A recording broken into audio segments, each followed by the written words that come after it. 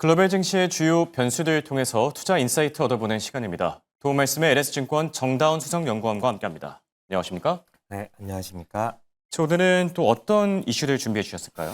네, 오늘도 세 가지 이슈를 가져왔습니다. 일단 첫 번째로는 간밤에 있었던 상호관세 서한 있는데 예. 이 부분과 관련해서 우리가 어떤 방향으로 좀 생각을 할지 저희 생각에 좀 변화는 없는지 네. 먼저 좀 말씀을 드릴 거고요. 두 번째로는 이제 지난주에 좀 통과가 된 부분인데 OBBBA에 대해서 얘기를 좀 드리려고 하는데 여기서 좀 어떤 내용들이 좀 수정이 됐는지, 그리고 우리가 주목해야 될 것은 뭔지, 그리고 추후의 관전 포인트가 뭔지까지 좀 살펴볼 거고, 마지막으로는 이제 오늘 삼성전자 실적이 발표될 예정인데, 이 부분 마지막으로 좀 체크를 해보려고 합니다. 네. 자, 그럼 오늘의 첫 번째 이슈로 관세에 대한 얘기부터 나눠봐야 될 듯한데요. 지금 뭐 시장에서도 평가가 엇갈리고 있거든요. 이게 너무 투머치했다, 너무 과했다, 아니면은 뭐 이 정도면 뭐 나쁘지 않다라는 뭐 얘기들이 나오는데 연구원님은 개인적으로 어떻게 보십니까? 관세에 대해서는 저는 여전히 좀 트럼프 대통령이 후퇴할 가능성을 보여준 게 아닌가 예. 이렇게 좀 생각을 하고 있습니다. 이게 간밤에 발표된 내용들을 살펴보면은 한국과 일본에 대해서 25%의 관세율을 부과를 했고 예. 더불어서 이제 말레이시아, 남아프리카 공화국을 포함해서 5개 국가에 대해서도 각각의 관세율을 부과를 했는데 뭐 국가명이랑 관세율만 좀 다른 수준으로 발표가 됐습니다. 이 부분들을 살펴봤을 때 저희는 이게 관세를 부과를 당연히 할 수도 있죠. 근데 할 수도 있겠지만 트럼프 대통령이 관세를 부과했을 때 어떤 여파를 미칠지에 대해서 이미 어느 정도 내부적으로는 당연히 가늠을 하고 있을 거다 이렇게 좀 생각을 합니다. 화면에서 잠깐 나왔다시피 저희는 뭐 여전히 트럼프 대통령이 후퇴할 거다고 예. 생각을 하는 이유는 일단 26년 11월에 이제 지방선거가 예정이 그렇죠. 되어 있죠. 여기서 상원과 하원이 모두 다수당 교체가 될 위기가 있습니다.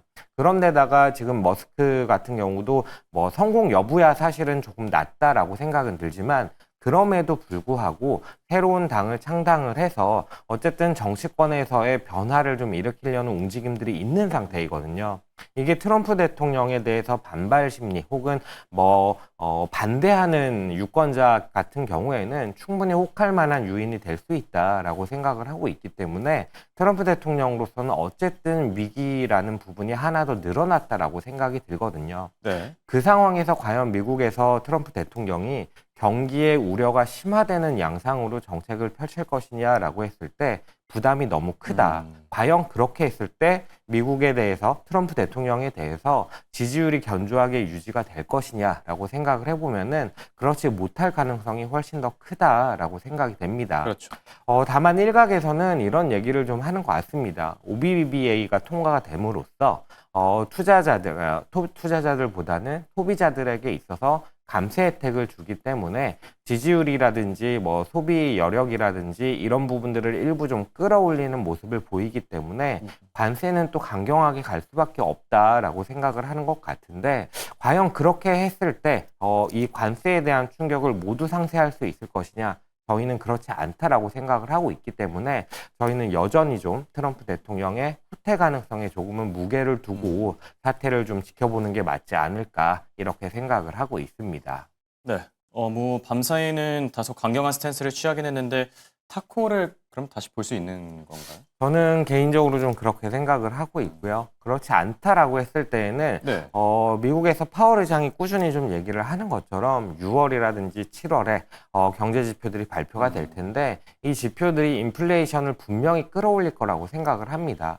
최근에 좀 데이터 중에 인상 깊었던 게 공급발 요인에 의해서 예. 인플레이션이 좀 반등을 하는 모습이 나타나고 있거든요. 이 부분이 아직은 미국에서 기업들이 소비자에게 가격을 전가하지 않았다라고 얘기가 나오고 있기 때문에 만약에 관세가 확정이 되고 비용을 더 이상 감내할 수 없는 환경이 온다면은 미국에서 금리를 다시 또 올려야 하는 상황에 처할 수도 있다라고 생각을 그렇죠. 하기 때문에 제 생각에는 트럼프 대통령 후퇴할 가능성이 높지 않을까 이렇게 좀 바라보고 있습니다.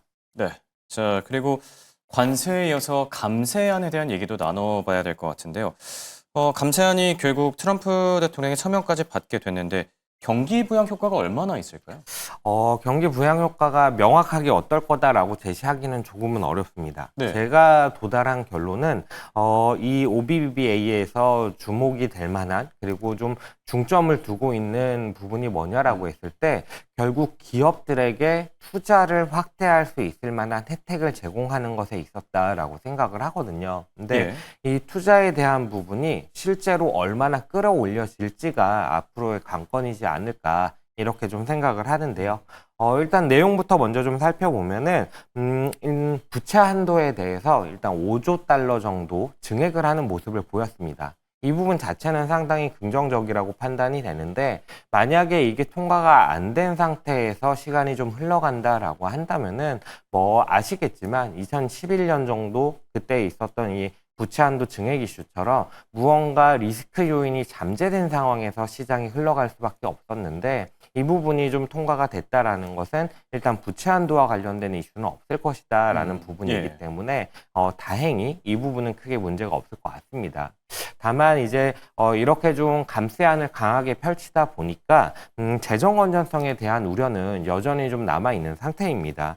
이 OBBA를 통해서 GDP 대비 재정 적자가 7%에 달할 것이다라는 추정이 나오고 있는 상태라서 장기적으로 바라봤을 때에는 우리가 여전히 우려하고 있었던 미국의 재정 건전성 그리고 그로 인한 국채 금리의 상승 당연히 이제 달러 자산에 대한 비선호 현상이 나타날 수 있기 때문에 이 부분이 이제 금리를 끌어올릴 수 있다는 우려가 좀 겹칠 수 있기 때문에 이 부분은 조금은 우려 심리를 가지고 봐야 된다. 다만 이 부분은 장기 이슈이기 때문에 조금은 시간을 두고 봐야 되는 부분이고 단기적으로는 말씀 주셨던 것처럼 당연히 성장에 대해서는 좀 재고가 되는 부분들이 있을 겁니다. 그렇기 때문에 경기 성장률 측면에서는 그래도 조금은 기대감을 가지고 볼 만한 요인이지 않나라고 좀 생각이 들고 다른 이슈들은 좀 무엇이 있나라고 살펴보면은 개인과 기업에 대해서 감세 혜택을 제공하는 방향으로 이 법안이 좀 통과가 됐습니다.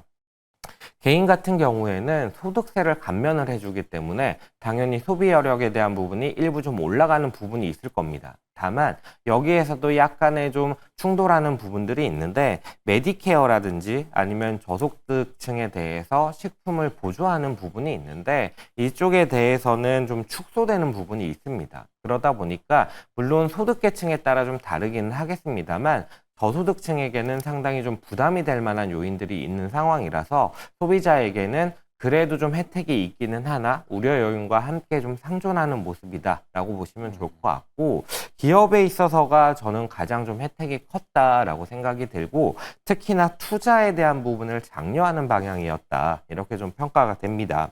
일단 내용들을 살펴보면 R&D 비용에 대해서 전액 비용 처리를 한다라는 부분 더불어서 장비를 구입할 때 100% 보너스 감가상각을 부여하겠다라는 부분들이 있는데 이 부분들이 사실 기업 입장에서는 대규모 투자를 할 때 이렇게 큰 돈이 들어간다라고 할 때 세제 혜택을 받을 수 있는 부분들은 당연히 현금 흐름에 있어서 도움이 될 것이고 그렇다라고 한다면은 단기적으로 큰 부담이 있을 부분들을 약간은 상쇄를 할 수 있는 경감을 시킬 수 있는 부분이 있거든요. 그래서 이 투자에 대한 부분들을 좀 장려를 한다라는 방향이 저는 이번 감세안의 가장 큰 방향성이지 않을까라고 생각을 하고 있습니다.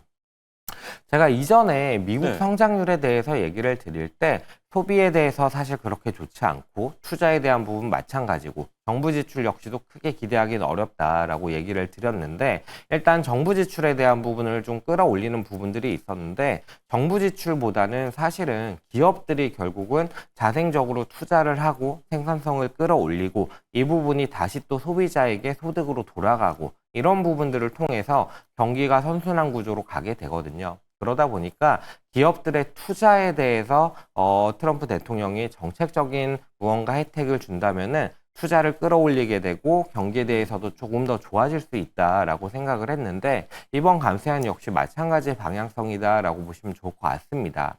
근데 이제 앞으로 그래서 투자가 얼마나 끌어올려질지가 좀 관건이 된다라고 생각이 들고, 이전에 네. 아마 지역 여는 제조업 지수를 몇 개 가져와서 보여드렸던 예. 적이 있었던 것 같아요. 근데 거기에서 보면은 향후 6에서 12개월 동안 투자에 대한 부분들을 어떻게 할 것이냐에 대한 응답이 거의 바닥권까지 좀 내려앉는 그런 모습을 보였었는데, 이 부분이 얼마나 좀 회복이 될지, 이 부분을 저희는 조금은 관전 포인트로 두고 앞으로 좀 추적을 더 해 나갈 생각을 가지고 있습니다.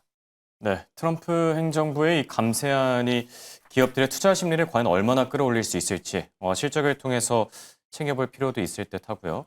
자, 그리고 마지막 변수로 삼성전자의 잠정 실적을 꼽아주셨는데 안 그래도 지금 전자업계에 좀 빨간불이 켜진 상황에서 이 2분기 실적을 내놓는 거거든요. 연구원님 어떻게 보고 계십니까? 일단 실적 자체가 좋지는 않을 것 같습니다. 네. 다만 삼성전자의 주가가 조금씩 올라오는 모습들이 있었는데, 이 부분이 당장 2분기 실적을 기대하고 올라온 것이냐라고 했을 때 그렇지 않다. 오히려 당장의 실적 부진은 모두가 알고 있는 상황이고, 예. 하반기에 이제 좀 실적이 개선될 수 있는 상황, 그리고 더불어서 기술력 측면에서도 상당히 좀 뒤처져 있었던 부분들을 조금씩 회복해 나가겠다라고 하는 발표들, 이런 것들에 대해서 기대를 가지고 있는 상황이기 때문에, 오늘 만약에 실적 발표가 생각보다 좀 안 나오는 모습들 때문에 주가가 좀 출렁인다든지 이런 모습들이 있다면은, 이 부분을 조금은 매수 기회로 좀 활용하고자 하는 투자자들의 움직임이 있지 않을까, 이렇게 좀 생각을 합니다. 실적 간단하게만 좀 살펴보면은, 실적 추정치 자체가 최근에 가파르게 좀 내려오고 있습니다. 예. 7월 들어서만 2분기 영업이익 컨센서스가 7% 이상 하락하는 모습을 보여서, 지금 컨센서스 자체는 5조에서 뭐 한 6조 정도 이렇게 좀 잡혀 있는 상황이고요. 이렇게 좀 실적 컨센서스가 낮게 잡혀 있는 이유가 뭐냐라고 했을 때, 결국은 반도체 부문에 있어서 조금은 문제가 있다라는 얘기가 좀 나오고 있고, 반도체 쪽에서 이제 HBM에 대해서 먼저 좀 생산을 해놓은 물량들이 있거든요. 근데 이게 제대로 출고가 되지 않다 보니까 이 부분에 대해서 재고에 대한 비용이라든지 이런 것들이 반영되면서 실적이 조금은 안 좋을 수 있다, 이런 얘기가 나오는 상황이고요. 다만 말씀드렸다시피 단기적인 실적 자체는 원래 좀 기대치가 아니었던 부분이거든요. 그렇기 때문에 이 부분이 앞으로 어떻게 흘러갈지 조금은 시장을 살펴보는 게 필요할 것 같고, 만약에 주가가 좀 빠지는 모양새와 함께 외국인 투자자들이 조금은 매수를 늘려나가는 모습이 있다면은, 그 부분은 오히려 좀 긍정적인 시그널로 받아들일 만하지 않을까, 이렇게 생각을 합니다. 네. 자, 그럼 끝으로 오늘 장을 대비하는 차원에서 지금 뭐 관세 리스크도 있고 뭐 삼전의 실적도 있고 한데 오늘 장 잘 버텨낼 수 있을까요? 오늘 장 자체는 사실 안 좋겠죠. 뭐 환율 같은 경우에도 조금은 올라서는 모습이 그렇죠. 보여졌고, 어찌되었건 관세에 대한 불확실성이 다시 한번 불거진 상황이거든요. 근데 그럼에도 불구하고 좀 긍정적으로 바라보는 것은, 네. 시장의 조정이라는 부분이 기간 조정이 있을 것이고, 아니면 가격이 좀 조정이 되는 부분들이 있을 것인데, 저희는 가격 조정 폭이 생각보다는 적을 것이다, 이렇게 좀 생각을 하고 있고요. 어제 시장에서 좀 그런 모습들이 확인이 됐다라고 생각을 합니다. 어제 같은 경우가 이제 불확실성이 불거지면서 전반적으로 좀 차익 실현 물량들이 출회될 만한 여건이었음에도 불구하고, 조선방산기계 같은 관세에서 상대적으로 안전한 영역들, 더불어서 이제 우리나라 정책 모멘텀이 있는 금융주들, 아니면은 뭐 인터넷 기업들, 이런 기업들이 상대적으로 또 강세를 보이는 모습을 보였거든요. 그 기저에는 또 개인 투자자들의 순매수가 나타났던 부분들이 있고요. 그러다 보니까 시장 자체가 물론 좀 당분간은 좋은 모습은 아니겠으나, 가격 조정에 대한 폭은 상당히 좀 낮을 수 있고, 여전히 시장에는 하반기 그리고 내년까지 시장의 구조가 개혁되는 부분들에 대해서 기대감을 가지고 바라보는 입장들이 상당히 더 지배적이다, 이렇게 좀 평가를 하고 있어서 희망을 가지고 좀 접근을 하고 있습니다. 네. 우리 시청자분들에게 마음은 좀 위로와 위안이 되지 않았을까 생각이 드네요. 지금까지 도움말씀의 LS증권의 정다운 수석연구원과 함께했습니다. 감사합니다. 네, 감사합니다.